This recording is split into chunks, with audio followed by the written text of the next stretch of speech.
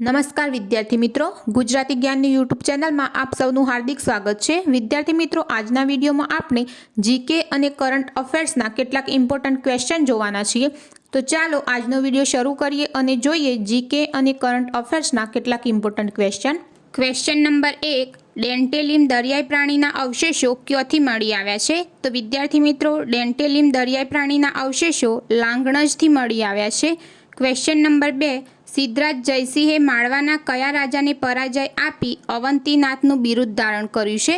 તો વિદ્યાર્થી મિત્રો, સિદ્ધરાજ જયસિંહે માળવાના યશોવર્મા રાજાને પરાજય આપીને અવંતીનાથનું બિરુદ ધારણ કર્યું છે। ક્વેશ્ચન નંબર 3, અરુણ ગોયલને કયા દેશમાં ભારતના આગામી રાજદૂત તરીકે નિયુક્ત કરવામાં આવ્યા છે? તો વિદ્યાર્થી મિત્રો, અરુણ ગોયલને ક્રોએશિયા દેશમાં ભારતના આગામી રાજદૂત તરીકે નિયુક્ત કરવામાં આવ્યા છે। ક્વેશ્ચન નંબર 4, તાજેતરમાં જીએસટી કાઉન્સિલની કેટલામી બેઠક યોજાઈ હતી? તો મિત્રો, તાજેતરમાં જીએસટી કાઉન્સિલની 54મી બેઠક યોજાઈ હતી।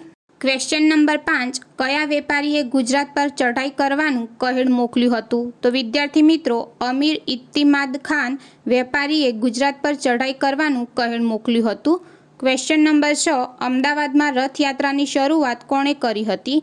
તો વિદ્યાર્થી મિત્રો, અમદાવાદમાં રથયાત્રાની શરૂઆત સંત નૃસિંહદાસજી મહારાજે કરી હતી। ક્વેશ્ચન નંબર 7, કઈ સંસ્થા વર્ષ 2036 સુધીમાં ચંદ્ર પર પરમાણુ રિએક્ટર શરૂ કરવાની યોજના ધરાવે છે?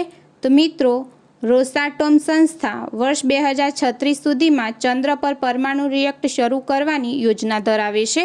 ક્વેશ્ચન નંબર 8, તાજેતરમાં સમાચારોમાં જોવા મળેલી અગ્નિ-4 મિસાઇલ કઈ સંસ્થા દ્વારા વિકસાવવામાં આવી છે?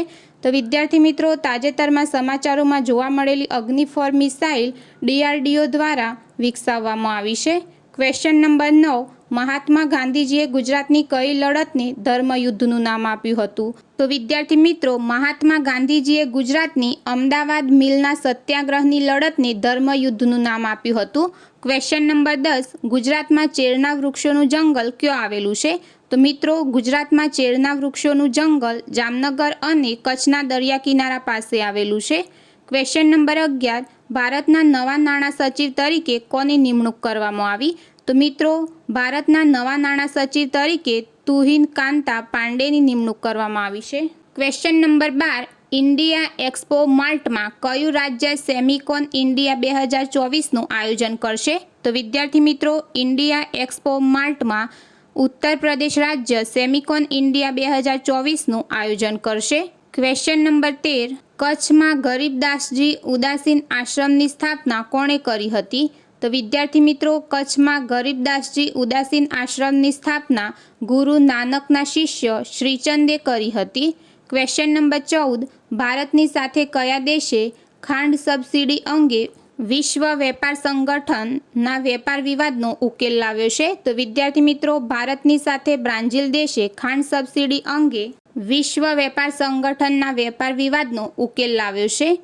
ક્વેશ્ચન નંબર 15, ઓલ આઇનમાં એશિયન ચેમ્પિયનશિપમાં ભારતની પ્રથમ મહિલા બોક્સિંગ ચેમ્પિયન કોણ બની છે? તો વિદ્યાર્થી મિત્રો, ઓલ આઇનમાં એશિયન ચેમ્પિયનશિપમાં ભારતની પ્રથમ મહિલા બોક્સિંગ ચેમ્પિયન દીપાલી થાપા બની છે।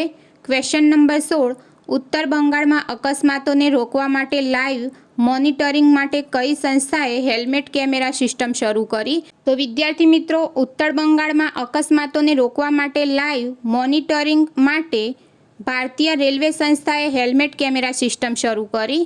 ક્વેશ્ચન નંબર 17, શ્યામજી કૃષ્ણ વર્માએ લંડનમાં કયા નામે વિદ્યાર્થી છાત્રાલયની સ્થાપના કરી હતી? તો વિદ્યાર્થી મિત્રો, શ્યામજી કૃષ્ણ વર્માએ લંડનમાં ઇન્ડિયા હાઉસ નામે વિદ્યાર્થી છાત્રાલયની સ્થાપના કરી હતી।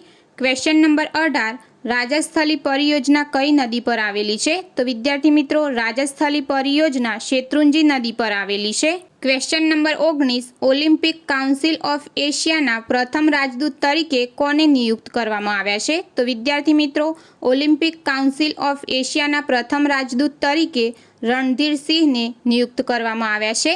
Question number 20, Bharat gulf cooperation કાઉન્સિલના વિદેશ મંત્રીઓની પ્રથમ બેઠક ક્યાં યોજાશે? તો વિદ્યાર્થી મિત્રો, ભારત ગલ્ફ કોઓપરેશન કાઉન્સિલના વિદેશ મંત્રીઓની પ્રથમ બેઠક રિયાદ ખાતે યોજાશે। તો વિદ્યાર્થી મિત્રો, આજના વિડીયોમાં આપણે જીકે અને કરંટ અફેર્સના કેટલાક ઇમ્પોર્ટન્ટ ક્વેશ્ચન જોયા. જો વિદ્યાર્થી મિત્રો તમને આજનો વિડીયો પસંદ આવ્યો હોય તો વિડીયોને લાઇક કરો, શેર કરો અને તમે આવા બીજા વિડીયો જોવા માંગતા હોય તો ગુજરાતી જ્ઞાનની યુટ્યુબ ચેનલને સબસ્ક્રાઇબ કરો.